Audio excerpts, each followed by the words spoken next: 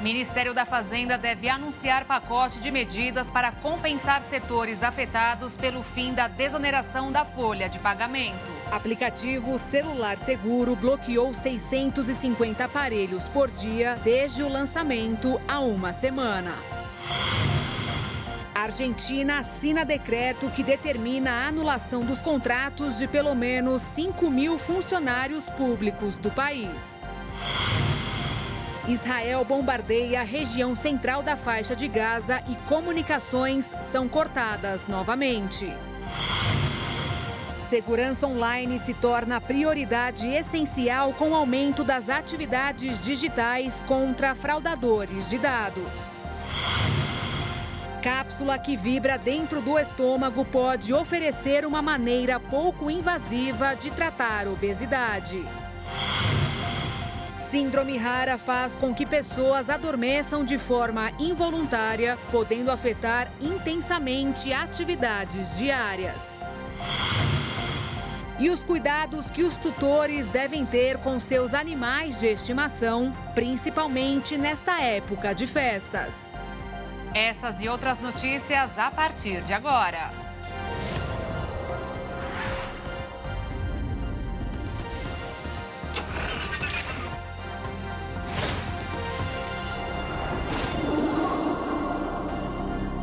Olá, boa noite.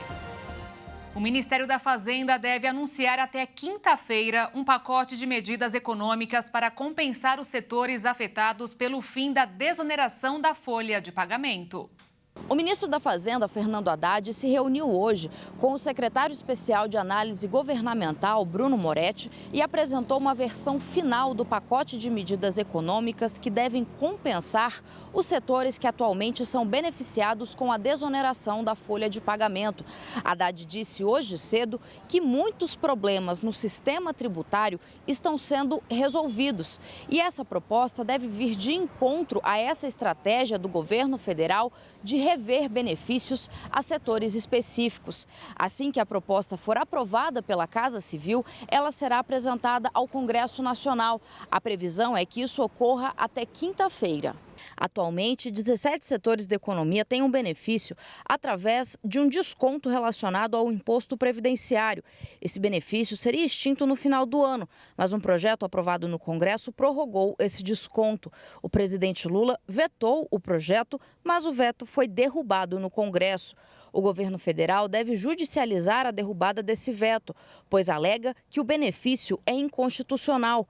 Mas o Ministério da Fazenda vai apresentar um pacote ou medida provisória para garantir que não haja um desequilíbrio econômico.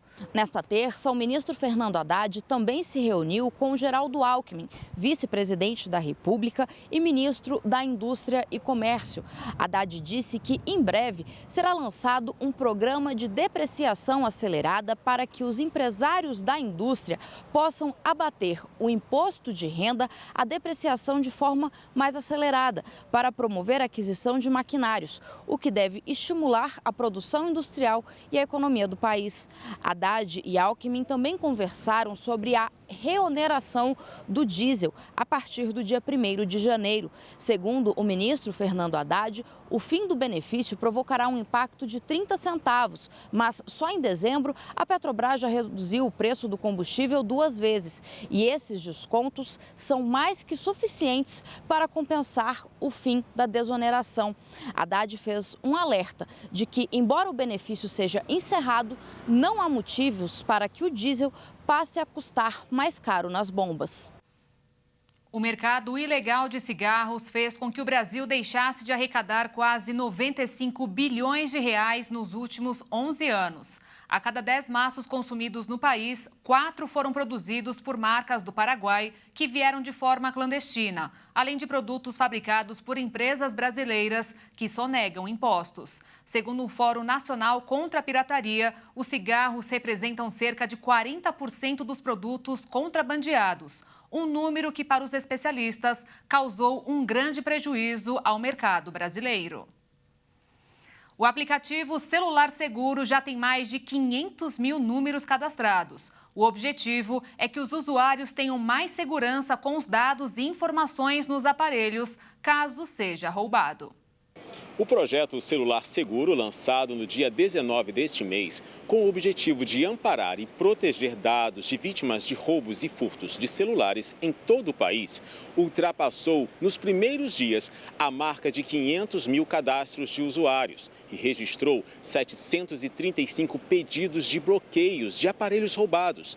Desses, 668 foram efetivamente bloqueados, conforme os dados divulgados pelo Ministério da Justiça e Segurança Pública, que, segundo a pasta, ao ter o aparelho roubado, a vítima poderá bloquear o equipamento, a linha telefônica e os aplicativos bancários em poucos cliques. E não há limite para o cadastro de números, mas eles precisam estar vinculados ao CPF para que o bloqueio seja efetivado.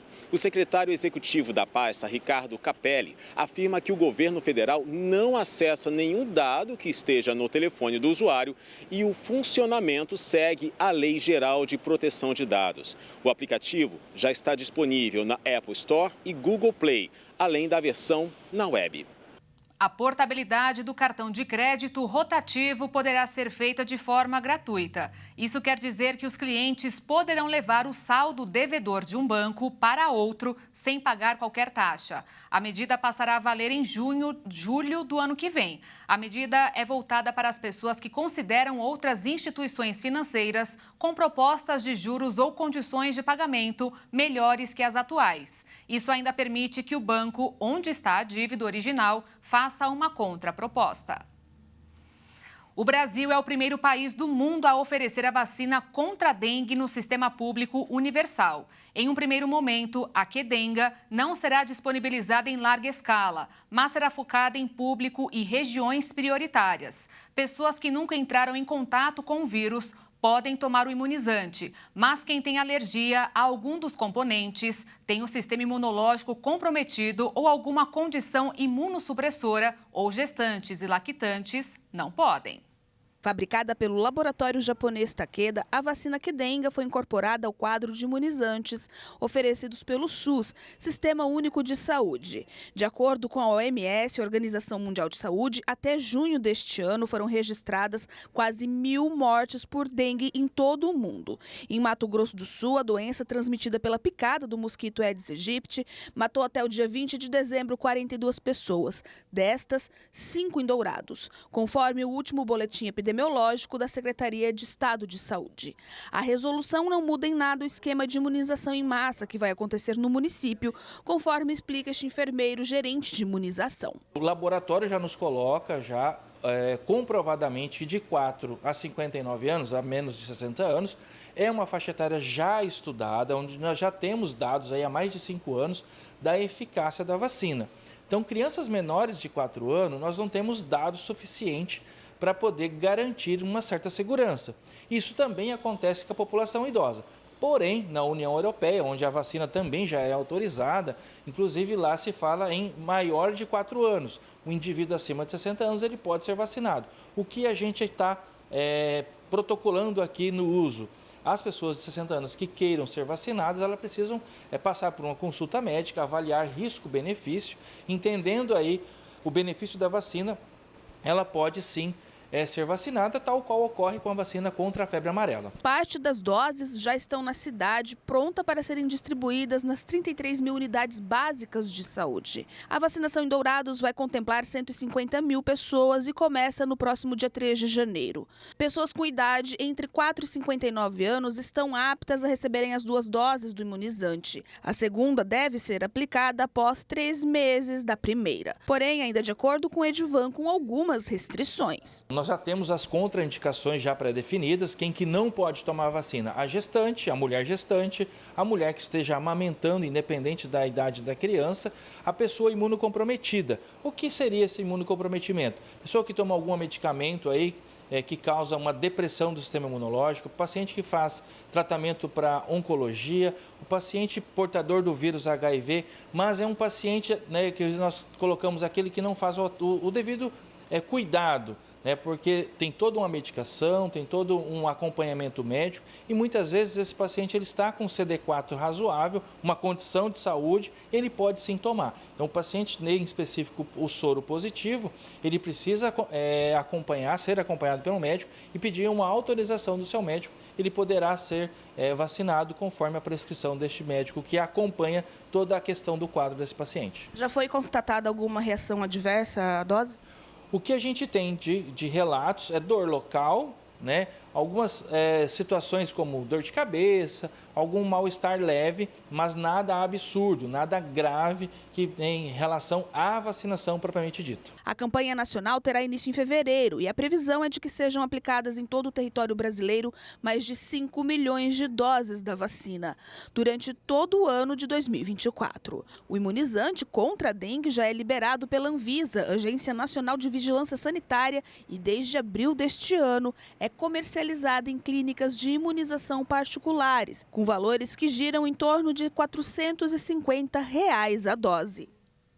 O governador de São Paulo, Tarcísio de Freitas, do Republicanos, regulamentou a lei que prevê o fornecimento de remédios à base de canabidiol no estado. As doenças definidas que poderão ser tratadas com esse remédio natural são basicamente síndromes que causam epilepsia.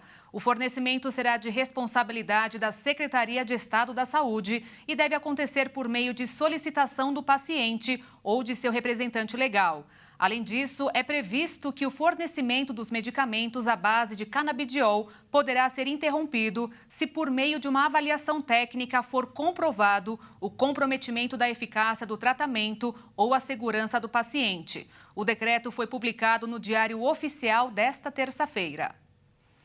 E veja depois do intervalo, voo com 21 brasileiros repatriados da faixa de Gaza pousou no aeroporto de Campinas, em São Paulo. E ainda, presidente argentino Javier Milei assina decreto que determina a anulação dos contratos de pelo menos 5 mil funcionários públicos do país.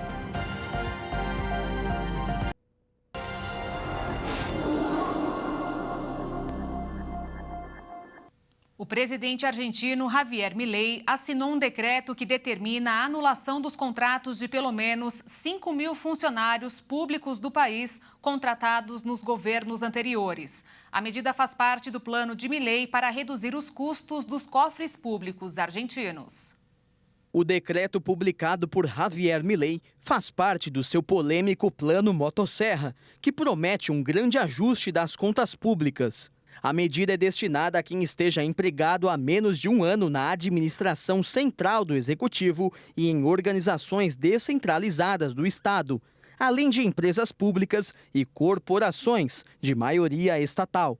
A única forma de reverter as demissões é caso os responsáveis por cada setor solicitem que os empregados continuem no cargo, com uma sobrevida de no máximo 90 dias e mediante uma justificativa de cada caso.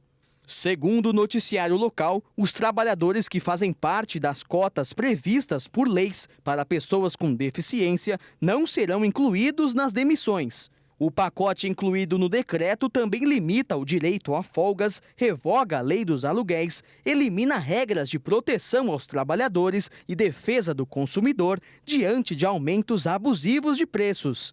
A canetada do presidente argentino também acaba com o limite para comissões cobradas pelos bancos e para as taxas punitivas, corta as taxas de planos de saúde privados e acaba com a lei que estabelecia aumentos trimestrais das pensões. O plano Motosserra, que vem sacudindo a Argentina, ainda deve passar por mais algumas etapas, como a desvalorização do peso e o cancelamento de licitações. As ações de Javier estão sendo criticadas por economistas e desagradando boa parte dos opositores.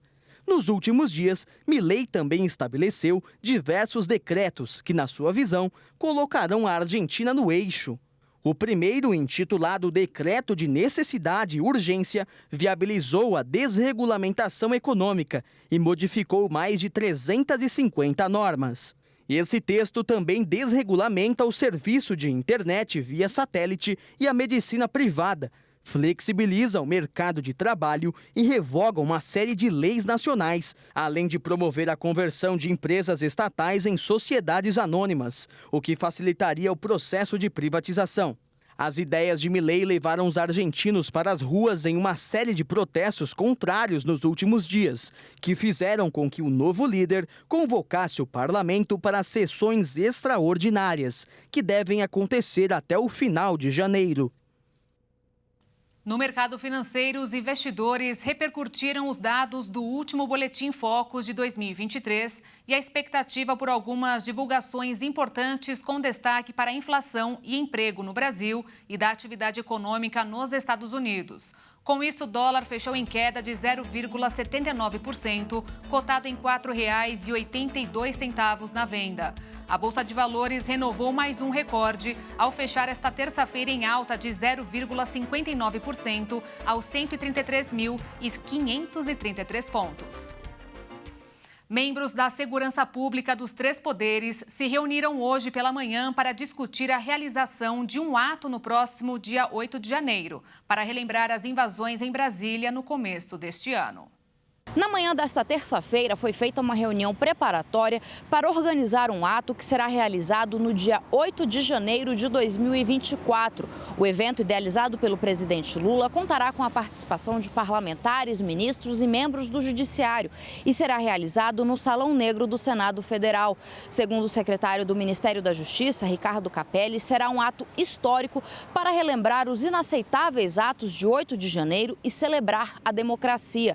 A reunião de hoje foi realizada no Centro Integrado de Operações da Secretaria de Segurança Pública do Distrito Federal e contou com a participação de membros da Polícia Federal, Polícia Rodoviária Federal, Força Nacional, Segurança do Senado, da Câmara, do STF e do Gabinete de Segurança Institucional da Presidência da República.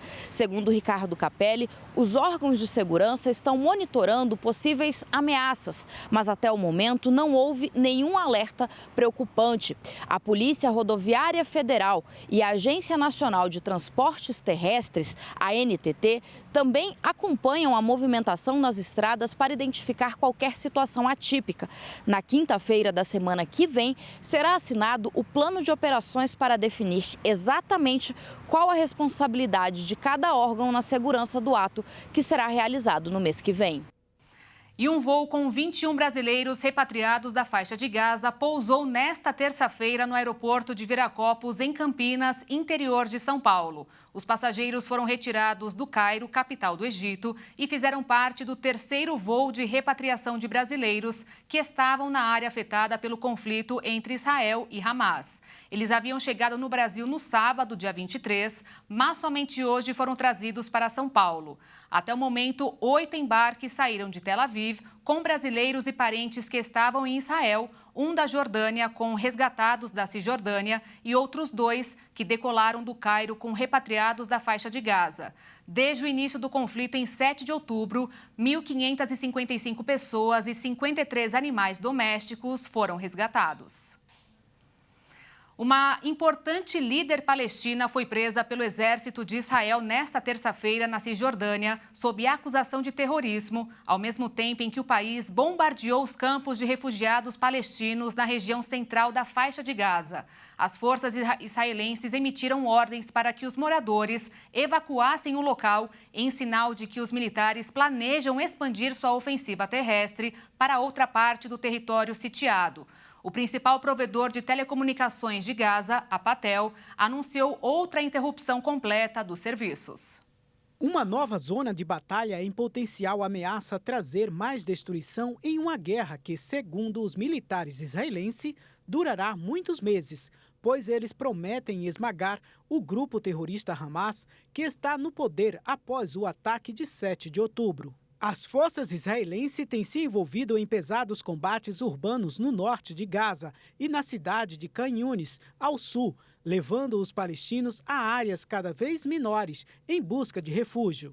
Apesar da pressão internacional por um cessar-fogo e dos apelos dos Estados Unidos por menos vítimas civis, o primeiro-ministro israelense Benjamin Netanyahu afirma que a luta não está perto de terminar. A ofensiva de Israel é uma das campanhas militares mais devastadoras da história recente. Mais de 20.900 palestinos, 2/3 deles, mulheres e crianças, foram mortos, de acordo com o Ministério da Saúde em Gaza, cuja contagem não diferencia entre civis e combatentes.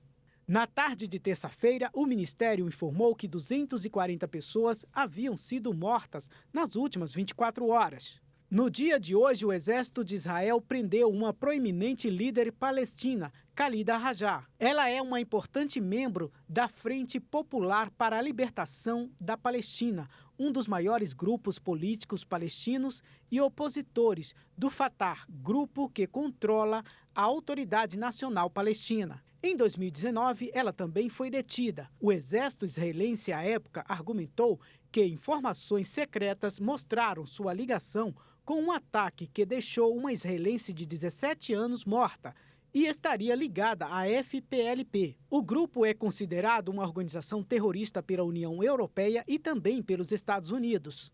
A ativista chegou a ser eleita parlamentar para o Conselho Legislativo Palestino em 2006, junto a outras duas figuras de seu grupo.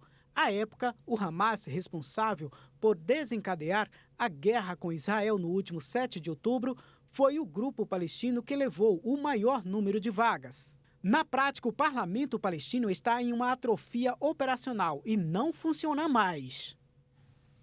E o exército israelense mostrou imagens de um cão da unidade K9 passando pelos túneis de Gaza. Os cães do exército têm ajudado em várias missões, como detecção de explosivos. Essas imagens foram divulgadas pelas Forças de Defesa de Israel. Mostram um cão das operações especiais do Exército em ação. Segundo o Exército, o animal está vasculhando um túnel na cidade de Gaza. O animal é de uma unidade chamada Oketz, também conhecida como K9. Os cães do Exército israelense têm ajudado em várias outras missões, como detecção de explosivos. Israel prometeu aniquilar o grupo islamista Hamas e iniciou uma campanha de bombardeios incessantes contra Gaza, reforçada por operações terrestres, que somam pelo menos 20.057 mortos, a maioria mulheres e menores de idade, e mais de 50 mil feridos, segundo as autoridades do Hamas na faixa de Gaza. A guerra entre Israel e o Hamas começou em 7 de outubro, quando comandos do movimento islamista invadiram o território israelense e mataram quase 1.140 pessoas, a maioria civis. Os milicianos do Hamas também sequestraram quase 250 pessoas, que foram levadas como reféns para Gaza. E depois do intervalo você vai ver, com promessas de tarifas mais baixas, uma nova companhia aérea civil iniciou as operações nesta terça-feira no México. E também, síndrome rara faz com que pessoas adormeçam de forma involuntária, podendo afetar atividades diárias.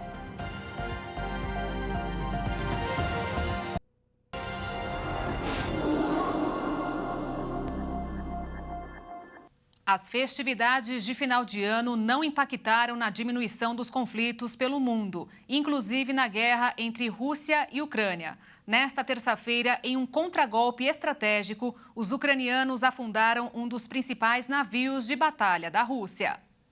À noite, no sul da Ucrânia, mais precisamente nas redondezas da Península da Crimeia, parecia tranquila, até que, de maneira inesperada, um ataque ucraniano pegou de surpresa até os moradores locais.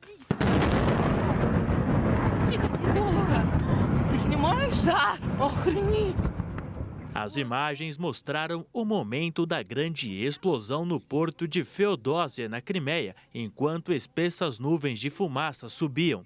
O bombardeio com mísseis de cruzeiro atingiu um grande navio de guerra russo e matou pelo menos uma pessoa. Com essa ação, a Ucrânia bloqueou qualquer tentativa russa de tomar mais território ucraniano ao longo da costa do Mar Negro.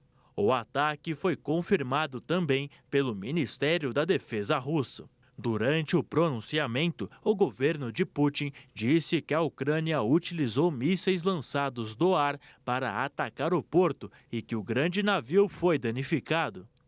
O bombardeio se soma à derrubada de 2 caças russos nos últimos dias e um indicativo de vitórias marítimas e aéreas da Ucrânia no terreno. No domingo, dia 24, o governo ucraniano afirmou que mais 2 aviões russos haviam sido neutralizados, totalizando 5 caças abatidos em 3 dias, uma das maiores reações da Ucrânia frente à Rússia desde o início da guerra. Nos últimos meses, as forças ucranianas realizaram ataques ao redor da Crimeia, principalmente usando drones. O presidente ucraniano Volodymyr Zelensky atribuiu a esses ataques o fato de a Ucrânia ter restaurado a navegação no Mar Negro e permitido a exportação de milhões de toneladas de grãos. Além disso, Zelensky afirmou que esse é o clima certo para levar para 2024, ou seja, executar finalmente uma contraofensiva que represente algum perigo à Rússia, já que as tentativas anteriores foram vistas pelo mundo como um ato falho.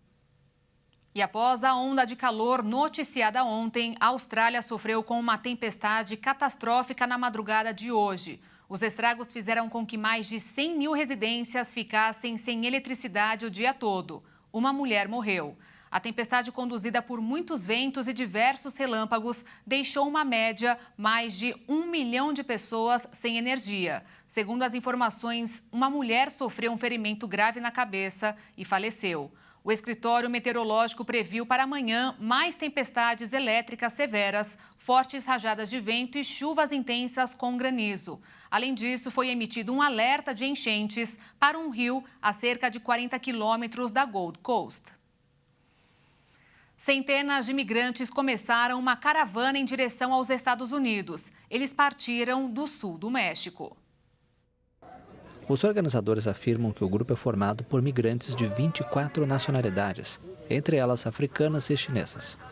A caravana começa depois de o presidente do México, Andrés Manuel López Obrador, anunciar um acordo com os Estados Unidos para conter ainda mais o fluxo migratório no México. O presidente também reportou a visita na próxima quarta-feira de uma delegação americana de alto nível para tratar da situação extraordinária da imigração.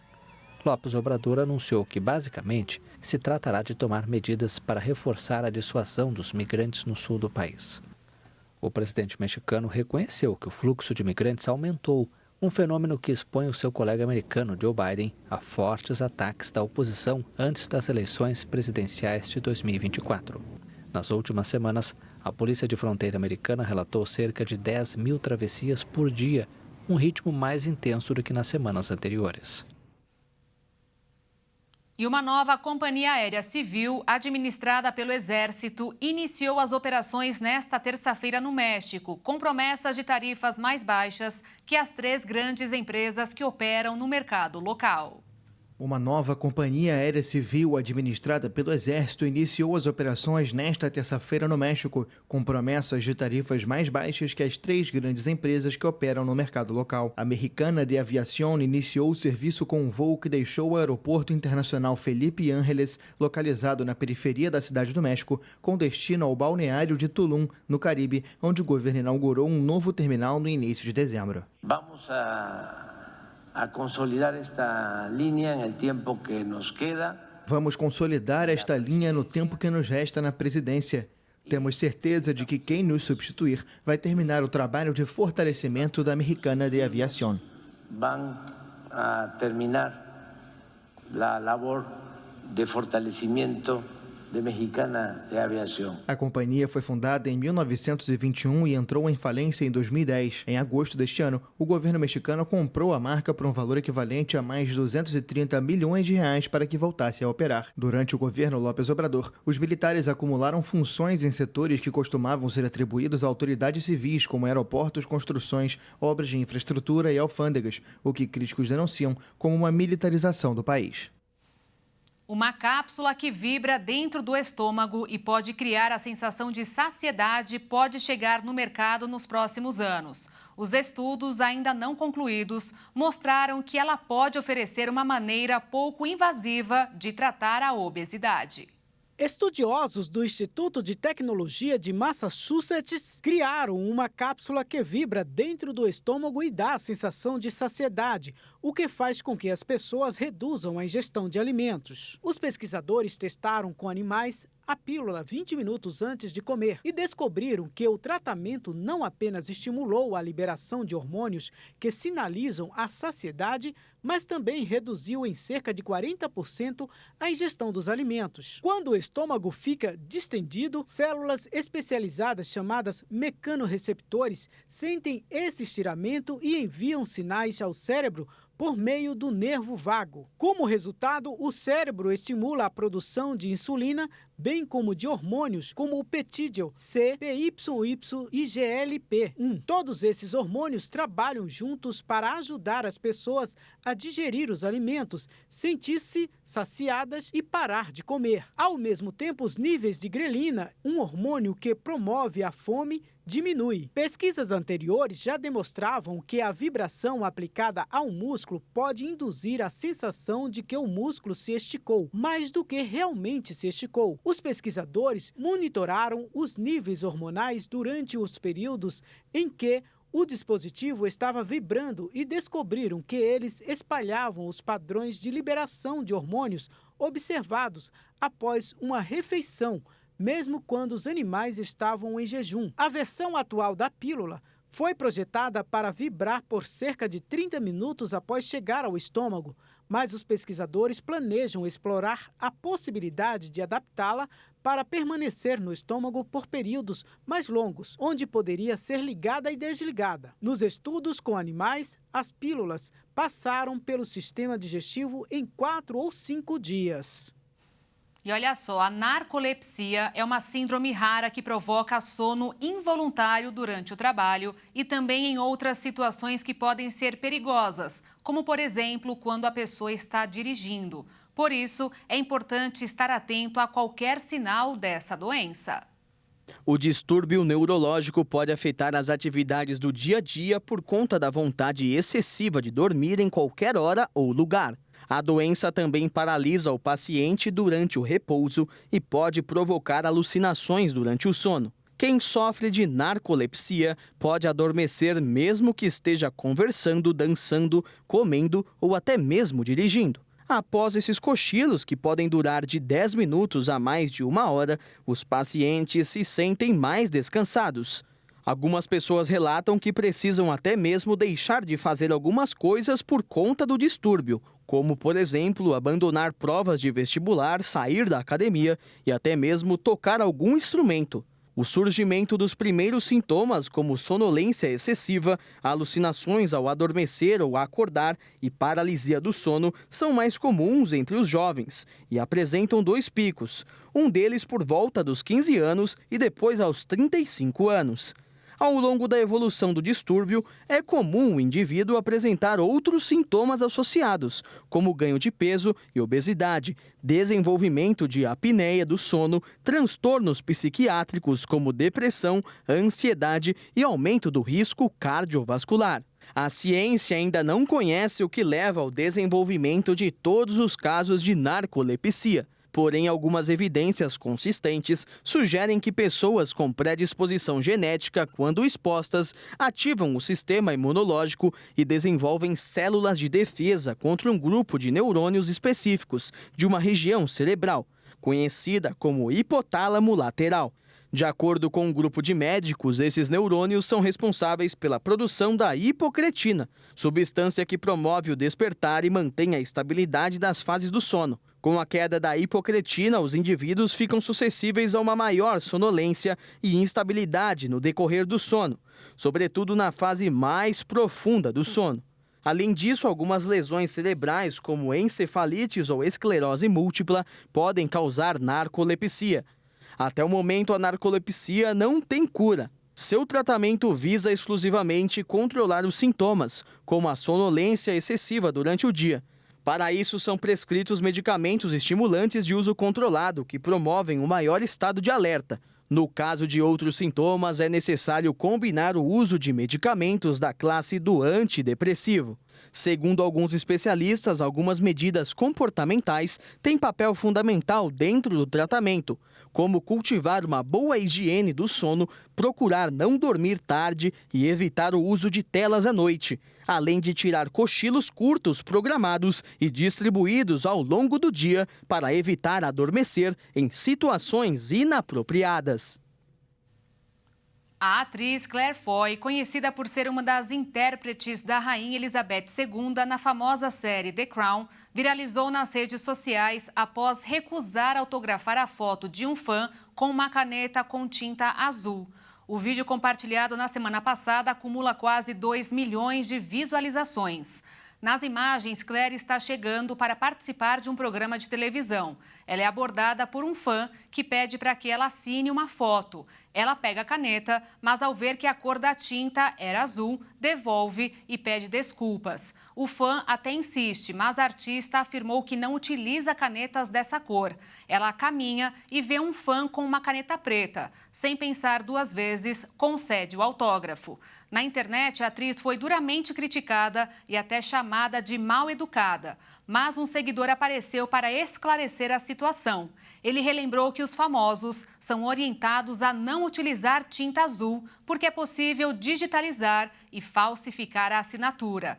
Nada mais do que uma questão de segurança para acabar com qualquer chance de criminosos de utilizarem o nome dos famosos e lucrarem com uma falsificação. E veja a seguir, Petrobras anuncia redução de 30 centavos no preço do diesel vendido às distribuidoras. E ainda, os cuidados que os tutores devem ter com seus pets, principalmente nesta época de festas.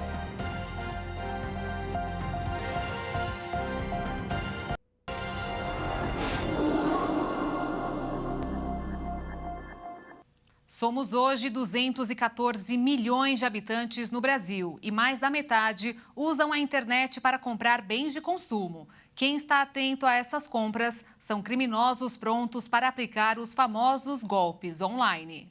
Estamos em um mundo conectado. Pessoas, lugares e até coisas. A cada novo aplicativo é necessário inserir dados como nome, CPF, endereço e e-mail. E quando é um sistema bancário, não tem para onde correr. Aí vão o número de conta, a agência e as senhas. Essa expansão das atividades online facilitou compras, pesquisa e várias atividades que levavam dias para se firmarem. Mas trouxe consigo um aumento significativo nos riscos associados à segurança cibernética. De acordo com a pesquisa feita por empresas que atuam online, durante janeiro e setembro de 2023, ocorreram cerca de 80 mil golpes na compra e venda online de produtos como celulares, roupas, itens para casa e eletrônicos. Uma média de 9 mil golpes por mês. E um estudo recente da Nord Security revela que aproximadamente 71% dos brasileiros já se tornaram vítimas de pelo menos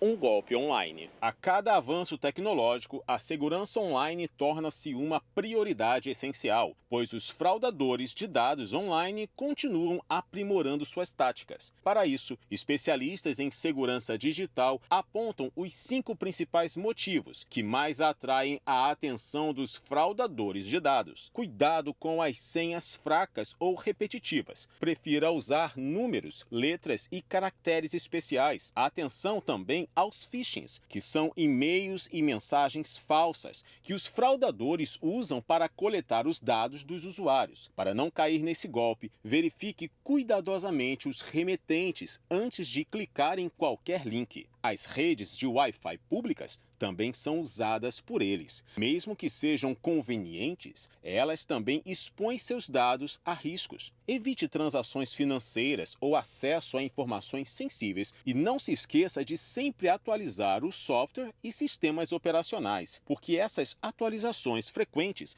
incluem correções de segurança cruciais que protegem contra ameaças cibernéticas, e redobre a atenção sobre o compartilhamento de informações pessoais em redes sociais. Vale lembrar que a prevenção é a chave para manter seus dados protegidos em um mundo digital em constante evolução.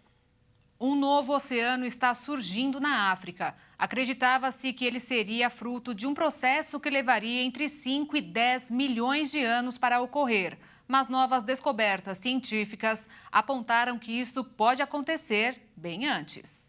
A geocientista está atenta ao assunto desde o fim dos anos de 1980. Em 1998, publicou na Nature seu artigo de maior repercussão no meio científico, citado mais de 900 vezes por seus pares. No estudo, analisou a ação de magma no Planalto Etíope com um modelo que pode ser expandido para a ação de vulcanismo por toda a África Oriental, o que ocorre há 45 milhões de anos. Também identificou que os maiores volumes de magma estão nos planaltos etíopes e na África Oriental, com mais de 1.000 quilômetros de largura, atravessados pelo Mar Vermelho, o Golfo de Éden e sistemas de Rifite da África Oriental. As 3 placas tectônicas, a somaliana a leste, a africana ou núbia, que é mais extensa, e a arábica a nordeste, pressionam uma placa menor, a victoriana. Conforme se expande uma fenda nesse encontro de placas, parte das placas somaliana pode se desprender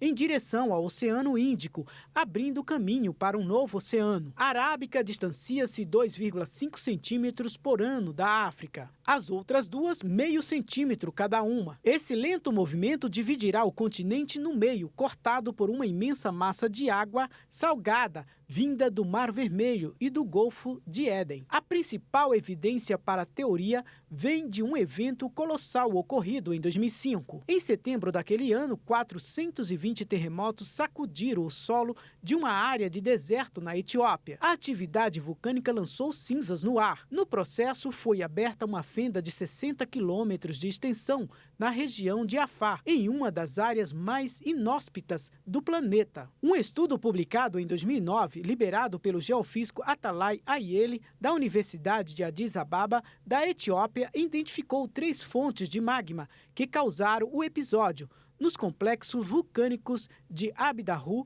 Gabiró, de Adole, sendo que a maior parte do fluxo veio deste segundo. Segundo o texto publicado por Ayele no periódico científico Geophysical Research Letters, essa crise vulcânica tectônica irá eventualmente formar a morfologia de uma incipiente fenda oceânica. Em respostas aos questionamentos feitos pela BBC Brasil, o geofísico esclareceu: muitas atividades de ruptura já estão em ação. A placa africana está se movendo para o norte e colidindo com a placa da Euroásia, formando montanhas nos Alpes. Todo esse processo geológico, todavia, não ocorrerá nem nos próximos séculos, tampouco em poucas dúzias de milênios.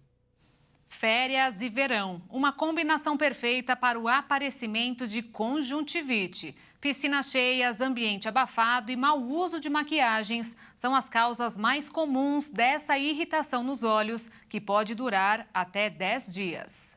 Conjuntivite é a inflamação da membrana fina e transparente que reveste a parte branca dos olhos e o interior das pálpebras, chamada conjuntiva. Ela pode ser provocada por vírus, bactéria ou produtos químicos, como cloro e maquiagem. O tipo mais comum que causa epidemias é o viral, transmitido por gotículas de suor, secreções e contato físico. Aglomerações e piscinas também facilitam o contágio. O compartilhamento de objetos pessoais e o uso de maquiagens e produtos como glitter podem levar à irritação ocular e aumentar o risco de propagação pela doença. O primeiro sintoma que costuma aparecer é a sensação de um corpo estranho nos olhos, como grãos de areia, coceira, lacrimejamento e, em alguns casos, secreção de pus, também são sinais de conjuntivite. Se for mais intenso, a pessoa chega a sentir dor ao redor do olho. Os sintomas do tipo viral podem durar de 7 até 10 dias. Como passa por contato,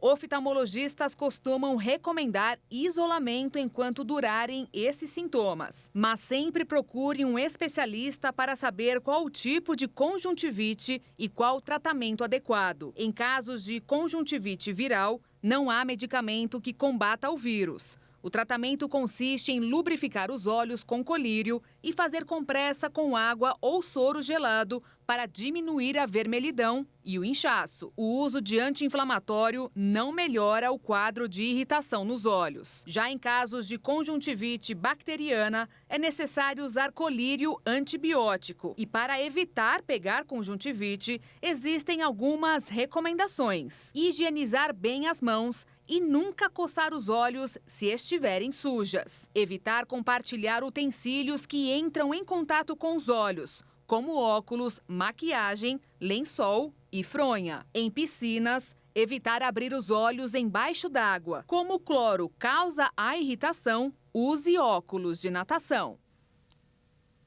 A Petrobras anunciou hoje que vai reduzir o preço do diesel vendido às distribuidoras em 30 centavos por litro. Com isso, o valor vai para os R$ 3,48. O corte representa uma queda de quase 10% no preço do combustível. A previsão é de que os motoristas venham a sentir uma redução nas próximas semanas, com um alívio de 25 centavos por litro. A Prefeitura de São Paulo suspendeu hoje o rodízio municipal de veículos para os carros de passeio. A medida, que acontece devido às festas de fim de ano e por conta do baixo movimento nas vias, vale até o dia 5 de janeiro. Os veículos pesados, como os caminhões, não entraram na lista. A suspensão desse ano será menor do que em anos anteriores. Na virada de 2022 para 2023, a suspensão valeu por 12 dias, ou seja, um dia a mais do que agora.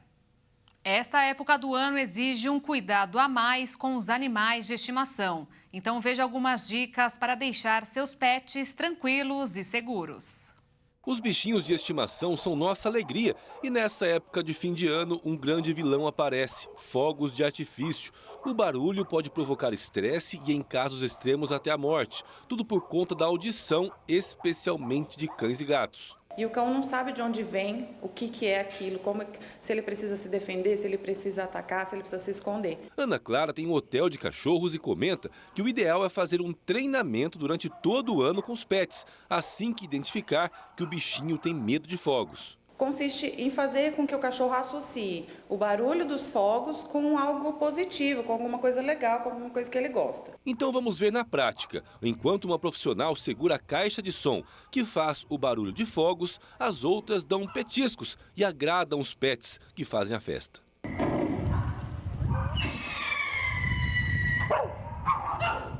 Mas é um trabalho a médio ou longo prazo. De última hora, o segredo é deixar o bichinho em ambiente tranquilo. Deixar uma toquinha, se ele quiser se esconder embaixo da cama, algum lugar que ele se sinta seguro, ou a caminha mesmo dele.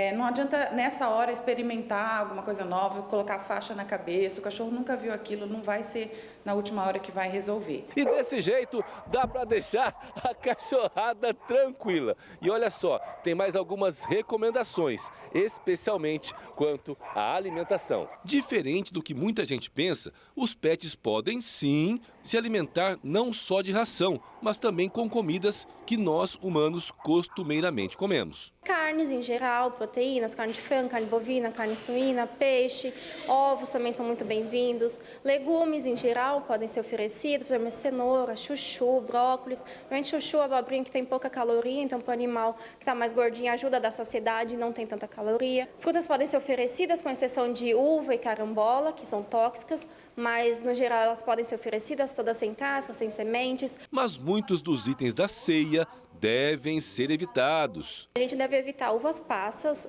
e uvas em geral, porque elas podem causar falência renal no animal. Panetone e chocotone, por conta de ter chocolate, que também é tóxico, então a gente também não pode dar vômito, diarreia nesse animal. Ossos cozidos, então a gente também não pode dar, porque o osso cozido, ele fica mais rígido quando a gente cozinha, e ele pode quebrar, formar lascas e perfurar esôfago, estômago, intestino. Cebola também não deve ser oferecida, porque ela tem uma substância que pode causar anemia no animal. Então vamos nos divertir com nossos bichinhos, mas com todo cuidado para um Natal e Ano Novo cheios de alegria. E eu fico por aqui com mais uma edição do Jornal das 22. Agradeço a sua companhia, te desejo um ótimo fim de noite e te espero amanhã. Tchau.